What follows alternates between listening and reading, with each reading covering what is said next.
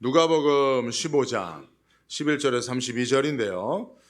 조금 본문이 깁니다만은 하나의 스토리를 담고 있기 때문에 함께 읽도록 하겠는데 교독으로 읽도록 합니다. 제가 먼저 11절 읽죠. 또 가라사대 어떤 사람이 두 아들이 있는데 말하되 아버지여 재산 중에서 분깃을 내게 주소서 하는지라 살림을 각각 나눠 주었더니 그 후 며칠이 못되어 둘째 아들이 재물을 다 모아 가지고 먼 나라에 가 거기서 허랑방탕하여 그 재산을 허비하더니 다 없이 한 후 그 나라에 크게 흉년이 들어 비로소 궁핍한지라.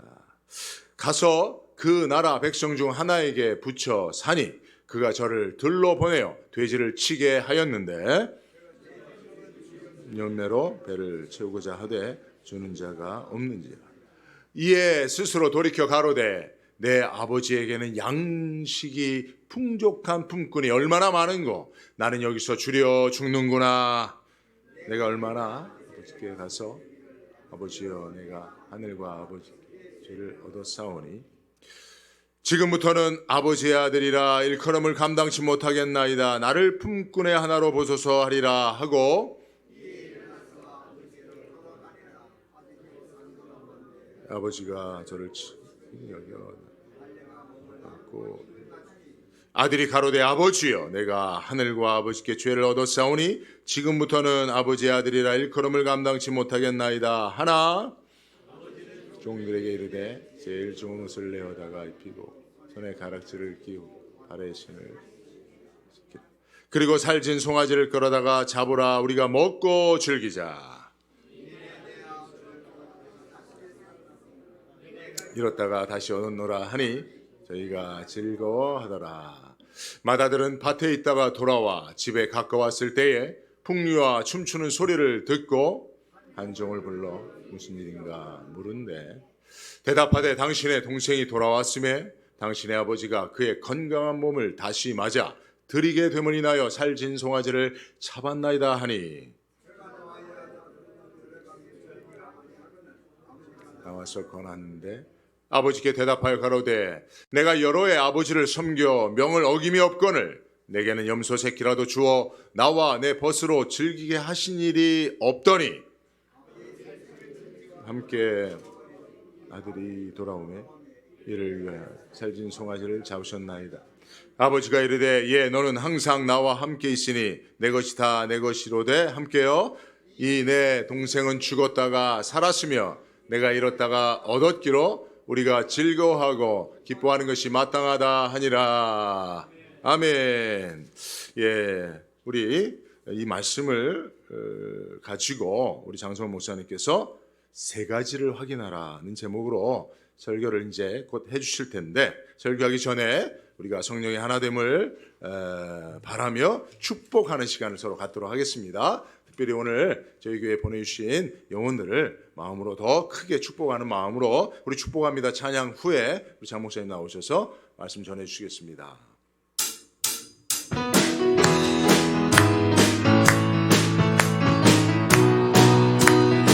축복합니다. 축복합니다. 주님의 이름으로 축복합니다. 주님의 사랑으로 이곳에 모인 주의 거룩한 자녀에게 주님의 기쁨과 주의 사랑이 충만하게 넘치기를. God bless you. God bless you. 축복합니다. God bless you. 축복합니다. 주님의 사랑합니다. 축복합니다. 할렐루야. 감사합니다. 우리 장목사님 나오실 때 우리 격려의 박수 한번 크게 하도록 하겠습니다. 할렐루야. 감사합니다, 목사님. 부담이 가는 자리입니다. 여러분도 부담되시죠? 오늘 뭘 한다고 하니까. 그냥 은혜 받으러 왔는데, 말씀 들으러 왔는데 뭘 한다고 하니까 여러분도 적지 않은 부담이 있을 겁니다. 뭐 예배가 끝나고 나면 뭘 써내라고 하지, 그죠? 그런데 우리는 믿음 안에서 거룩한 부담을 가져야 합니다. 학생이 공부하는 학생이 부담이 없다? 곤란하죠. 여러분, 하나님을 예비하고 난 뒤에 우리의 삶, 적지 않은 부담이 필요합니다. 전도가 부담입니다. 그러나 그 부담을 안고 기도를 시작하는 자에게 하나님은 은혜를 주실 줄 믿습니다. 오늘 홈커밍 데이라는 이 주제에 맞게끔 말씀을 묵상하면서 사실은 보통 설교는 한 본문을 가지고 설교를 진행하는데 오늘은 세 본문을 가지고 여러분과 함께 말씀의 은혜를 좀 나눠보고자 합니다. 시간 관계상 본문을 다 세세하게 읽을 수는 없어요. 그러나 그 줄거리를 제가 상세하게 여러분들에게 설명해 드릴 테니 오늘 귀를 집중해 주시고 마음을 모아 주신다면 다양한 이야기가 전개되겠으나 하나의 이야기로 결론을 맺고 그 말씀에 우리가 마음이 더 집중되는 은혜가 있게 될 줄 믿습니다. 모든 일의 시작은 참 중요하죠. 시작이 중요하다는 것입니다. 시작하면 절반이래요. 그만큼 시작이 어렵고 시작이 중요하다는 의미일 것입니다. 더군다나 홈커밍 데이를 준비하면서 추수감사절을 우리가 맞이함에 있어서 오늘 헌신 예배로 나아가는데 그 어느 때보다 우리는 바른 시작을 해야 합니다. 그렇지 않으면 우리는 우리 안에 있는 잘못된 동기와 목적이 우리를 이끌고 가기 때문이에요. 믿음 안에서도 그렇습니다. 심지어는 전도한다고 하면서도 잘못된 동기와 목적이 우리를 끌고 간다는 것입니다. 그래서 우리에게는 그 어느 때보다도 바른 시작이 필요하다. 이것을 놓고 기도하는 가운데 세 가지를 확인해야 된다는 마음의 감동을 주셔서 오늘 말씀의 제목을 이렇게 붙여봤어요. 세 가지를 확인하라. 홈커밍 데이를 준비하는 우리의 마음과 생각이 그러해야 할 것이고 그리고 그 모든 일을 진행하는 과정과 결과도 그러해야 할 것입니다. 바른 시작과 바른 과정과 결과를 얻기 위해서 우리는 세 가지를 점검해야 할 것입니다. 한 가지 드는 생각은 오늘 이 시간 우리가 뭔가를 정하고 시작하는 그 걸음이 하나님의 마음에 맞아버리면 어떻게 될까요? 여러분, 우리의 생각과 마음이 하나님의 마음과 맞아버렸다. 놀라운 일이 있지 않겠습니까? 성경은 우리에게 이렇게 권면합니다. 패하시고 다윗을 왕으로 세우시고 증언하여 이르시되 내가 이새의 아들 다윗을 만나니 내 마음에 맞는 사람이라 내 뜻을 다 이루리라. 우리의 마음이 하나님 마음과 맞아버리면 하나님께서 일하신다는 거예요. 하나님의 뜻을 하나님이 이루신다는 것입니다. 할렐루야. 너무 충격이라 아멘을 못 하시는데 여러분, 우리가 마음을 하나님께로 맞추면 하나님이 우리를 통해서 일하신다. 여러분 믿으십니까? 오늘 이 사실을 믿음으로 기대하면서 오늘 말씀의 깊은 은혜의 자리로 함께 들어갔으면 좋겠습니다. 첫째로 우리가 확인해야 될 것이 있습니다. 그것은 바로 시작을 복음으로 해야 된다는 거예요. 여러분, 모든 일의 시작 복음이어야 합니다. 복음으로 시작해야 합니다. 이 본문 말씀은 마태복음 16장 13절로 19절 말씀에 준한 것인데요. 가이사라 빌립보 지방에 이르러서 예수님께서 제자들에게 묻습니다. 이 지방의 사람들은 나를 누구라 하느냐? 제자들에게 가서 물어보라는 거예요. 확인해 보라는 거예요. 사람들이 인자를 누구라 하느냐? 제자들이 대답합니다. 더러는 세례 요한, 더러는 엘리야, 어떤 이는 예레미야나 선지자 중에 하나라고 생각합니다. 대답합니다. 예수님은 재차 제자들에게 묻습니다. 그러면 너희는 나를 누구라 하느냐? 많이 들어보신 질문이시죠? 그러면 너희는 나를 누구라 하느냐? 어떤 홈커밍 데이라는 행사를 앞두고 감사 절기를 우리가 준비함에 있어서 그 무엇보다도 시작을 복음으로 시작해야 된다는 사실, 여러분 오늘 마음에 좀 담아두고 말씀을 함께 들었으면 좋겠어요. 어떤 동기가 아니죠. 교회 부흥과 성장을 위해서 이 날을 정하고 우리가 마음을 같이하며 달려간다면 그것은 우리 안에 있는 동기와 목적이 우리를 이끄는 것입니다. 그런데 복음이 우리를 이끈다면, 말씀이 우리를 이끈다면 그 결과는 하나님의 뜻이 이루어지는 결과를 얻게 된다는 것이죠. 베드로가 대답합니다. 주는 그리스도시요 살아계신 하나님의 아들이십니다. 한번 같이 고백하실까요? 주는 그리스도시요 살아계신 하나님의 아들이십니다. 너무나 멋진 고백이 아닙니까? 뭐 정확히는 아니겠으나 제가 성경을 딱 놓고 중간을 딱 펼쳐보니까요. 마태복음 16장 16절이에요. 대충 그렇습니다. 아니면 말고요. 왜 그러냐까? 왜 이 말씀을 드리느냐? 말씀의 중심, 성경의 중심, 우리의 믿음의 중심에 이 고백이 담겨 있어야 된다는 거예요. 주는 그리스도시요 살아계신 하나님의 아들이십니다. 3년 전에 노예에서 한국에 있을 때 이스라엘과 요르단 성지순례를 다녀온 적이 있습니다. 참 많은 것을 보았어요. 많은 은혜를 경험했습니다. 그 중에서 잊지 못할 한 유적지가 있었어요. 그곳에 가보니까요, 한눈에 다 들어오지 않을 만큼 넓은 그리고 높은 절벽으로 이루어진 유적지였는데 그 벽에, 절벽에 구멍이 숭숭숭 나 있는 거예요. 저 사진과 같이. 보니까 이게 뭘까 싶었는데 우리를 안내하는 가이드 목사님께서 하시는 말씀이 이 자리는 신전터입니다. 신전터입니다. 저 메인 중심에 자리 잡고 있는 큰 건축물, 지금은 없어요. 2 기둥밖에 남아있지 않습니다. 그 기둥의 크기를 보고 그 지금 현존하고 있지 않는 그 신전의 크기를 우리는 짐작할 수 있죠. 그 벽에도 얼마나 많은 구멍들이 자리 잡고 있는지 몰라요. 그 모든 자리가 신전을 모신 자리래요. 얼마나 많은 신이 존재했는지 우리가 볼 수 있는 부분이었어요. 마태복음 16장 오늘 이 본문의 말씀은 이 현장에서 예수님께서 저희들에게 물으신 말씀이에요. 눈앞에는 허다한 신이 살아있어요. 하나님이 아닌 다른 신이 허다한 그 현장에서 예수님은 제자들에게 물으셨다는 거예요. 사람들이 인자를 누구라 하느냐? 너희는 나를 누구라 하느냐? 가이드 목사님의 말씀, 설명을 듣고 그 현장을 다시 둘러보니까 그 순간 제 마음에 뭔가 벅찬 감동이 솟아올랐어요.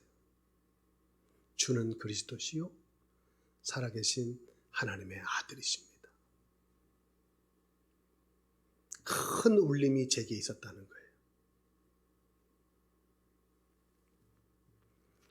당시 예수님을 바라보는 수많은 사람들의 시선은 오늘날 예수를, 오늘날 교회를 바라보는 여느 사람들의 시선과 저는 다르지 않다고 봐요.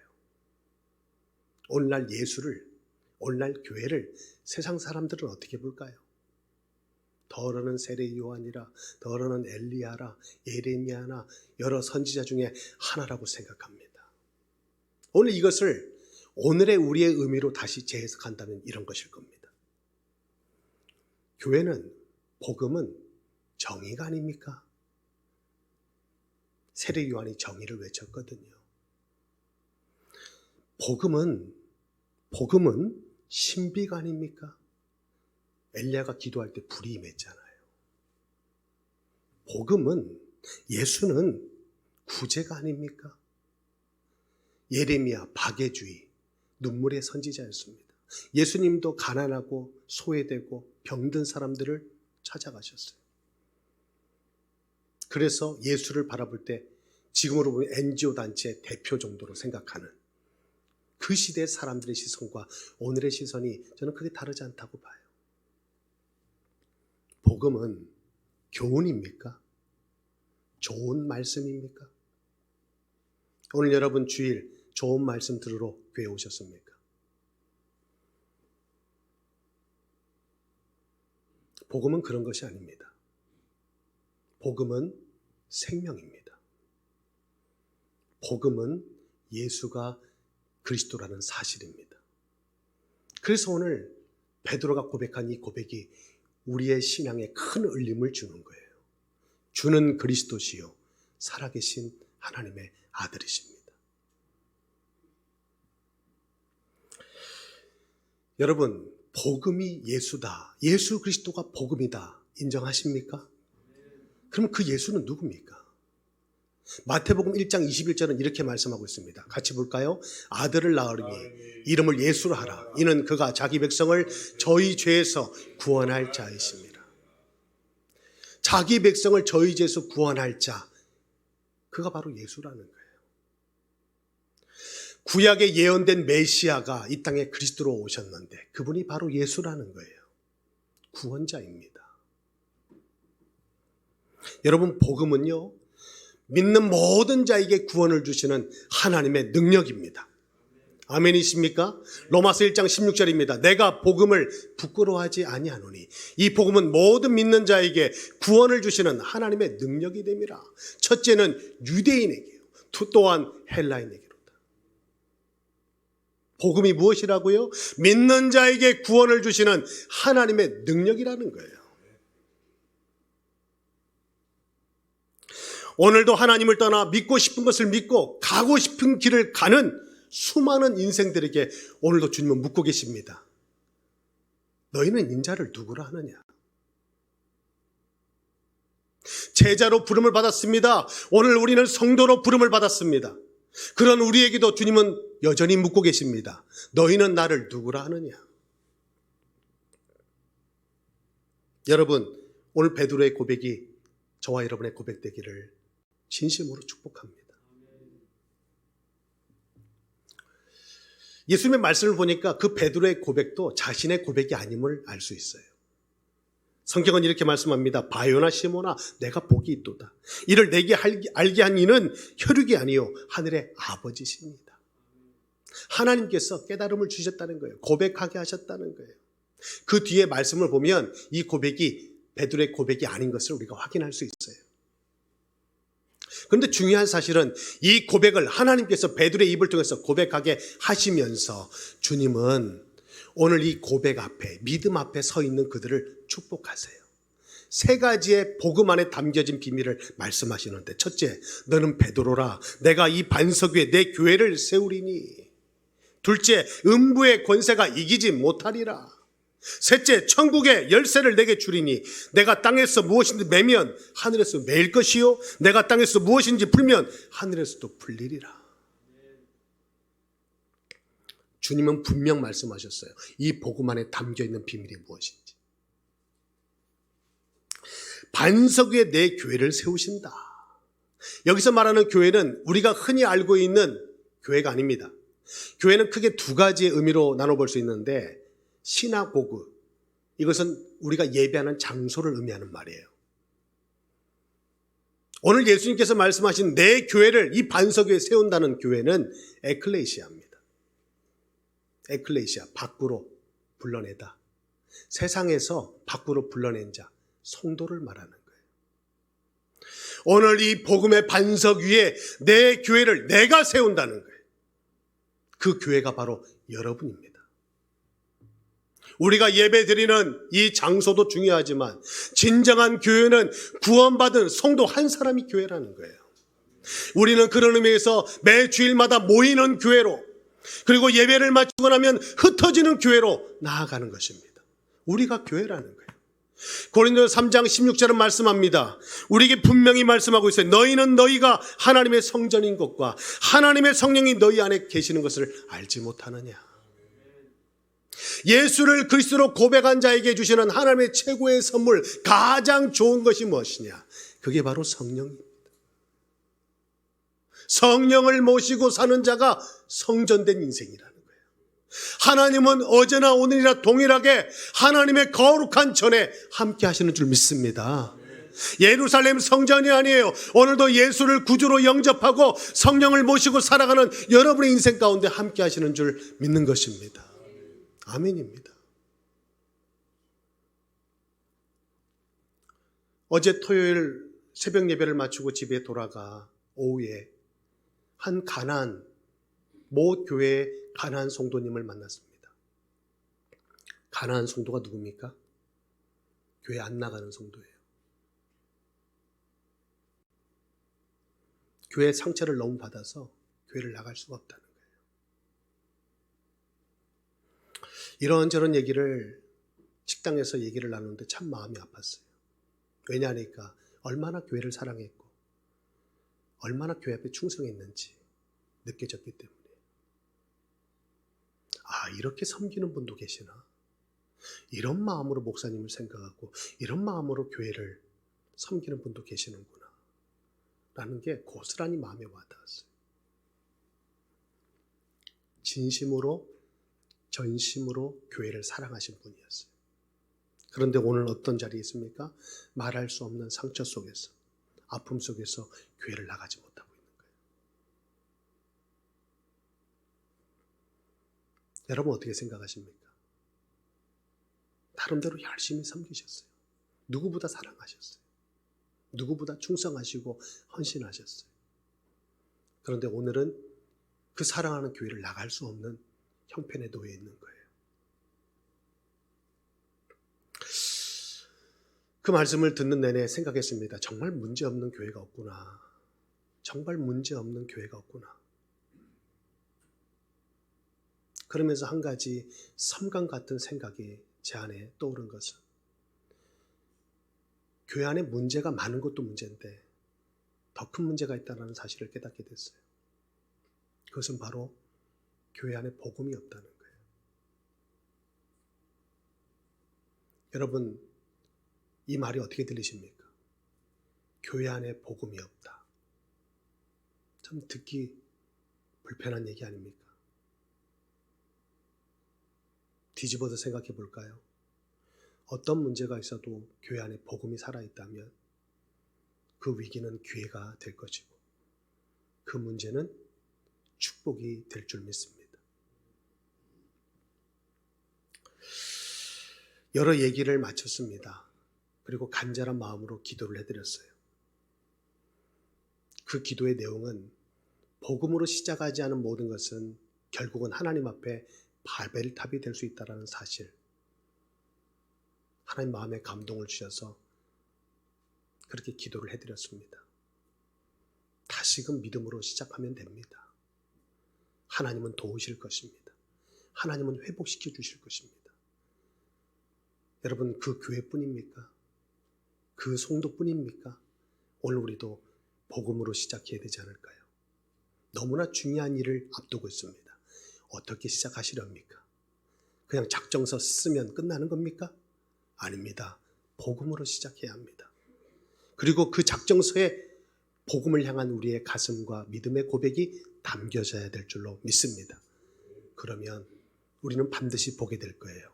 하나님이 우리를 통해서 일하심을.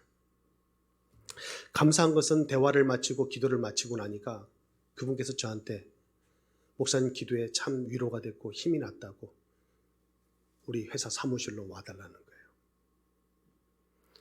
음식을 차려놓고 식당에서 얘기를 하니까 뭔 얘기 할 수 없었어요. 듣기만 했어요. 기도만 해드렸어요. 정말 전해드리고 싶은 말씀이 있는데 기회는 이때라 바로 가겠습니다. 사무실에서 편안한 분위기에서 조용한 분위기에서 복음을 전할 기회가 주어진 것입니다. 여러분 기억나실 때마다 기도해 주시면 감사하겠습니다. 저는 한 가지 사실을 굳게 믿습니다.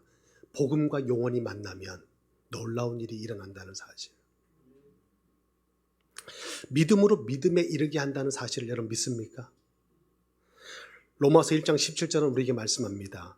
복음에는 하나님의 의가 나타나서 믿음으로 믿음에 이르게 하나니, 믿음으로 믿음에 이르게 하나니 기록된 바 오직 의인은 믿음으로 말미암아 살리람과 같으니라. 여러분 식당은 맛있으면 됩니다. 그럼 그 식당 잘 될 겁니다. 우리 식당에 시설 보러 가지 않아요. 인테리어 점원 서비스 받으러 가지 않습니다. 맛있는 음식 먹으러 가는 거예요. 식당은 맛있으면 됩니다. 여러분 병원은요 의사 선생님의 친절함을 받으러 가는 게 아니에요. 병 고치러 가는 거예요. 병원은 병 잘 고치면 돼요. 그럼 우리 교회는 어떻게 하면 될까요? 여러분, 교회는 뭘 해야 합니까? 우리 교회가 복음의 공동체가 되어진다면 오늘 예수님께서 저희들에게 하셨던 복음 안에 담긴 비밀, 우리 것이 될 줄 믿습니다. 반석 위에 내 교회를 세우리라. 음부의 권세가 이기지 못하리라. 천국의 문을 열고 닫을 수 있는 비밀, 기도의 비밀을 갖게 되리라. 여러분, 복음으로 시작하시겠습니까? 홈커밍 데이 시작은 복음입니다. 아멘. 두 번째 우리가 확인해야 될 것은 방법입니다. 여러분, 복음으로 시작하셨으면 이제는 방법은 성령으로 하셔야 합니다. 성령. 오늘 성령의 인도함을 받아가야 된다는 거예요. 오늘 이 말씀의 본문은 사도행전 3장을 받았습니다. 사도행전 3장 1절로 10절 말씀에 보면 성령 충만한 베드로 요한이 제9시 기도 시간에 성전으로 올라가다가 날마다 그 성전 미문에서 구걸하던 안진뱅이를 만나게 돼요.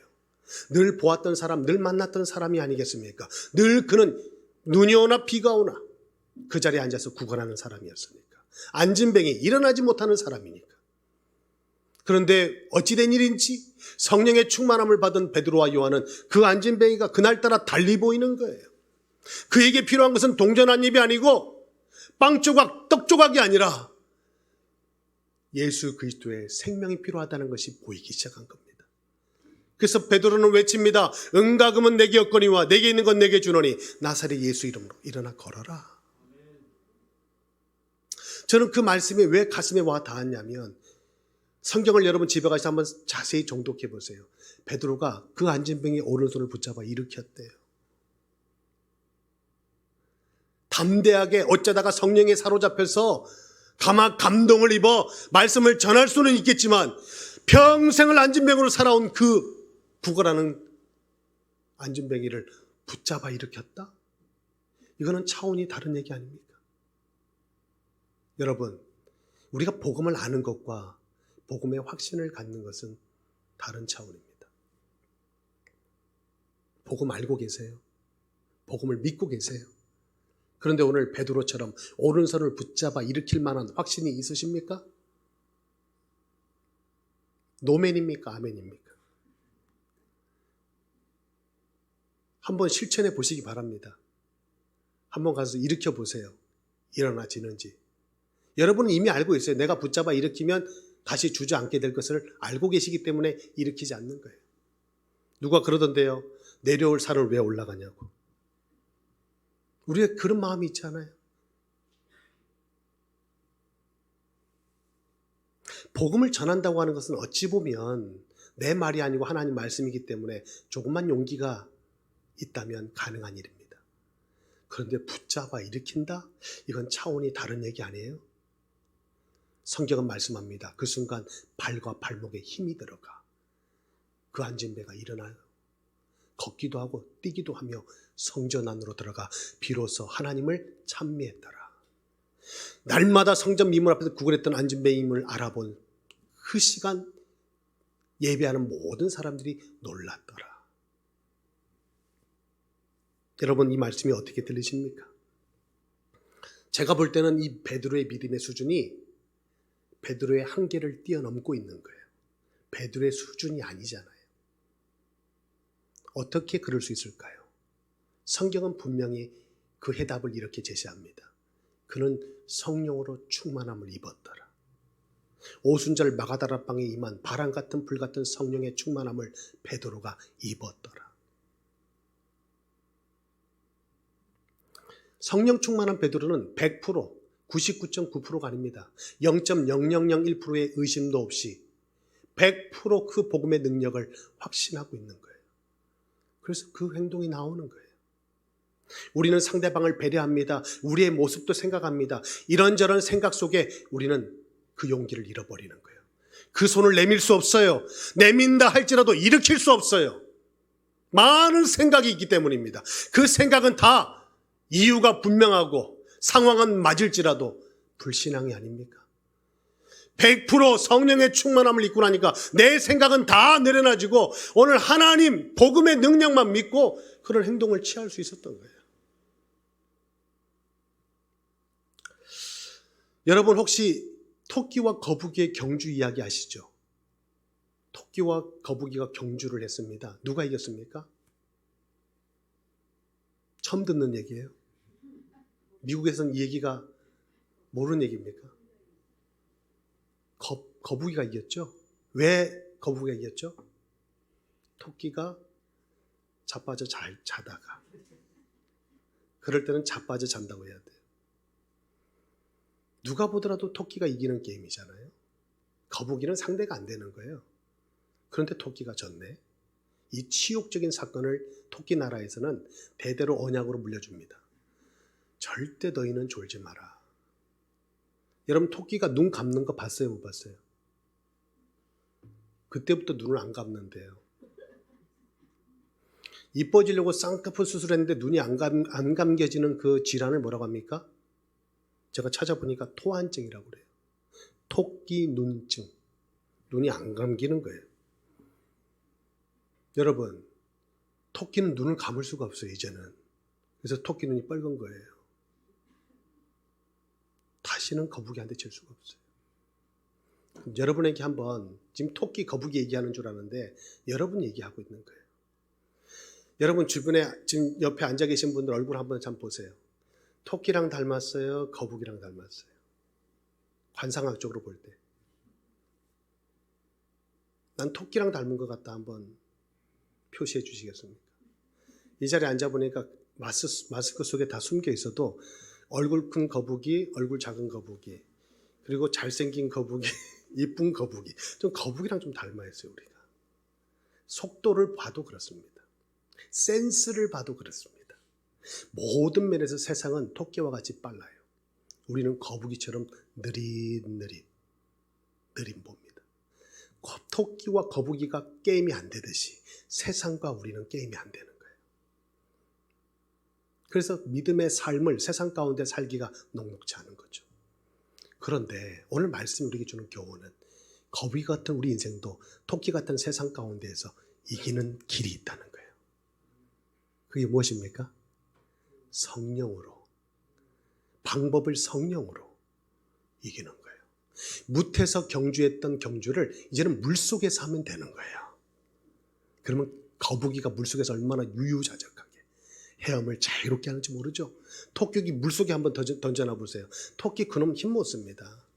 무태서나 달려가지 물에서는 쪽도 못 쓰는 거예요. 여러분 그 물이 어디입니까? 성령 안으로 경기장을 바꿔야 돼요.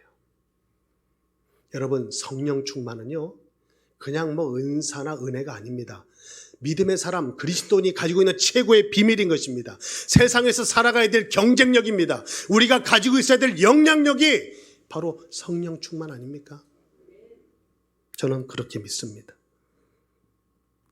오늘 성령, 여러분 홈커밍 데이를 향해서 달려가야 될 여러분의 삶, 모든 과정, 걸음 성령으로 하신다면 여러분 마땅히 승리하게 될 줄 믿습니다. 마지막 결론입니다. 결론은 아버지의 마음입니다. 무엇이라고요? 아버지의 마음. 오늘 본문 말씀 목사님께서 자세히 읽어주셨어요. 탕제 이야기입니다.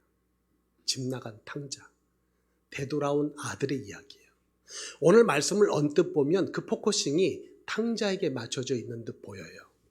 그런데 집에 돌아가셔서 말씀을 다시 한번 정독해 보시면 그 말씀의 포커싱은 마다들에게, 탕자에게 있는 것이 아니라 마다들에게 있다는 사실을 깨닫게 됩니다. 우리는 나갔다가 돌아온 탕자에게 시선이 가 있는데 오늘 말씀은 집 안에 있는 마다들에 관해서 말씀하고 있다는 거예요. 그 마다들은 한 번도 부모의 마음, 아버지의 마음을 속상하게 한 적 없어요. 충실하게, 성실하게 아버지를 도와 집안일을 다 책임졌던, 동생이 없으니 그 몫까지 자기가 다 책임져야만 했던, 최선을 다해서 집안을 거느렸던, 아버지를 봉양했던 효자입니다. 그런데 그 맏아들이 뭘 몰랐다는 거예요? 아버지의 마음을 몰랐다는 거예요. 오늘 이 탕자의 비유는 이것을 우리에게 전하고 있는 것입니다.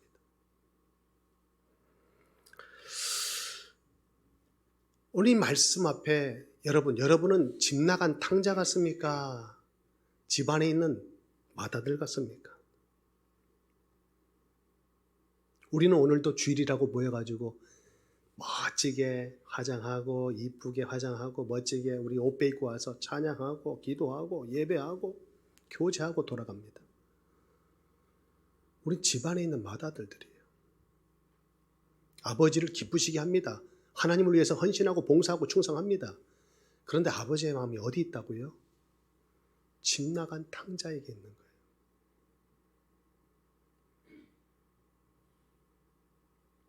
시골에 개척하시는 어느 목사님 얘기입니다. 시골 교회입니다. 개척 교회입니다. 얼마나 어렵겠어요. 예배 드리는 이가 없어요. 사모님하고 둘이서 예배를 드려요. 그래도 하나님 마음의 복음의 열정을 가지고 마을 전도에 나섭니다. 여러분 시골 교회 가보신 분들은 아실 거예요. 시골의 성도님들이 마을 주민 아닙니까? 그래서 마을 주민이 전도되어 성도가 되기를 간절히 소원하며 기도하며 마을을 두루두루 돌아다니면서 인사하고 도울 일 있으면 앞장서서 도와요, 목사님이. 집집마다 가가오 방문해서 인사합니다. 좋은 아침입니다. 오늘 하루도 행복하세요. 마음은 하나. 그 영혼 구원을 위해서 그렇게 온 동네를 돌아다니는 거예요. 그런데 개 중에는 억센 분도 계시잖아요. 성깔 있는 분도 계시잖아요. 어느 집만 가면 욕에 욕을 하고 말이야. 또 왔다고 말이죠. 내가 교회 안 간다고 하지 않았냐고. 목사 양반 한 번만 더 교회 오면은 놔두고 내가 가만 안 놔둔다. 그러면 가야 됩니까? 가지 말아야 됩니까? 놔두고 나온다는데. 예? 저는 못 갈 것 같아요. 근데 그 목사님은 그 다음날도 가고 그 다음날도 가고 그러니까 그 할아버지가 막 혈압이 올라가지고 놔들고 나간다고 협박을 하는데 정말 놔들고 나갈 수는 없잖아요. 그러니까 이 할아버지가 꾀를 쓴 거예요. 아, 이 목사 양반 질기네. 줬어. 내가 이번 주일날 내가 교회 나가줄 테니까 다음부터는 오지 말라고. 그렇게 목사님에게 얘기를 했대요. 그 목사님이 그 소식을 듣고 그 약속을 받고 교회로 달려와서 강대상 밑에 무릎을 꿇고 눈물로 기도했답니다. 아버지, 이제 온답니다.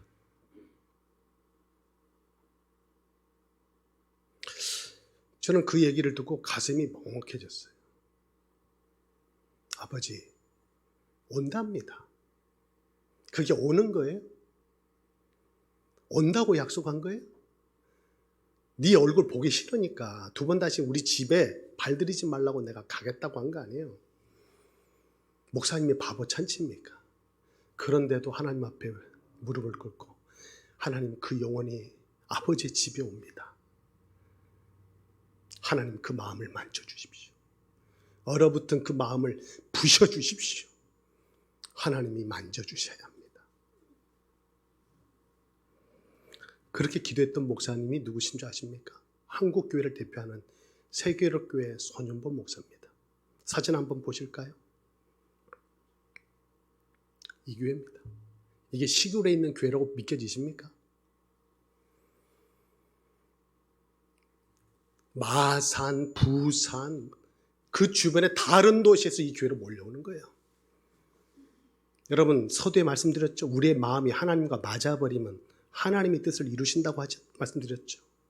오늘 이 목사님 마음이 하나님 마음에 감동이 돼버린 거예요. 저는 그렇게 믿습니다.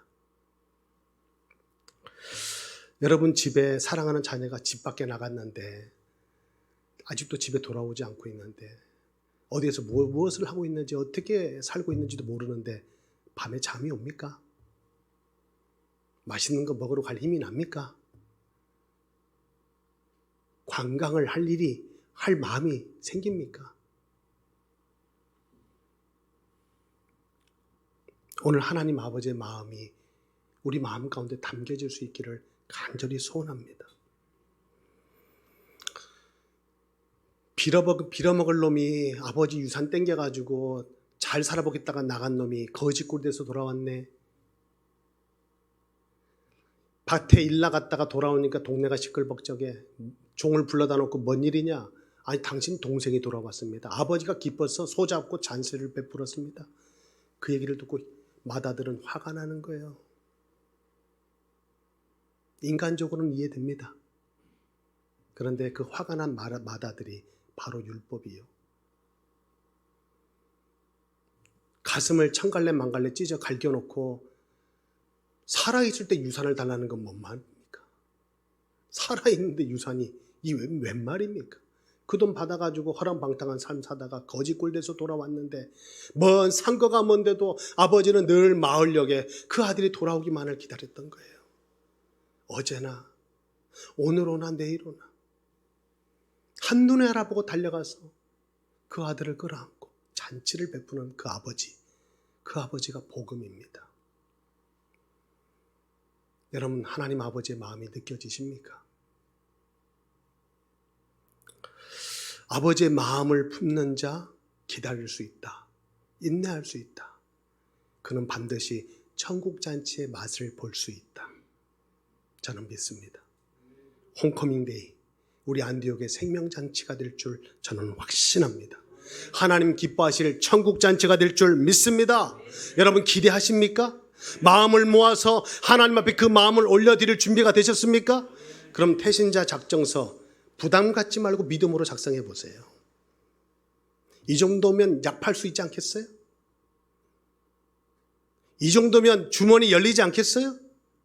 하물며 약장사도 우리의 마음을 열고 주머니를 여는데 하나님 오늘 이 말씀을 통해서 우리의 가슴 열지 않겠어요?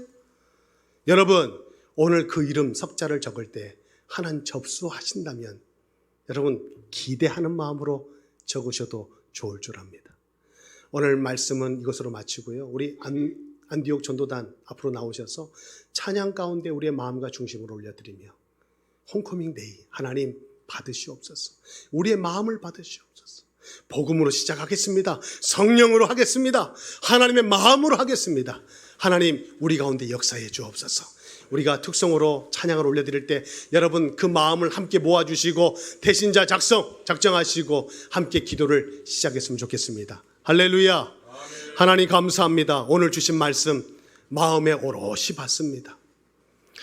홈커밍 데이뿐만 아니라 하나님 우리의 모든 삶 전체가 복음으로 시작되기를 원합니다. 성령의 인도함만을 받기를 원합니다. 아버지의 마음으로 그 모든 결론을 보기를 원하오니 하나님 우리 가운데 역사해 주옵소서. 하나님 힘을 주시옵소서. 안디옥 생명잔치 하나님 천국잔치가 되기를 원하오니 하나님 도와주시옵소서. 이 시간 믿음으로 기록합니다. 이름 석자 하나님 하늘의 생명책에 기록되는 역사가 있게 하여 주옵소서. 예수님 이름으로 간절히 기도하옵나이다.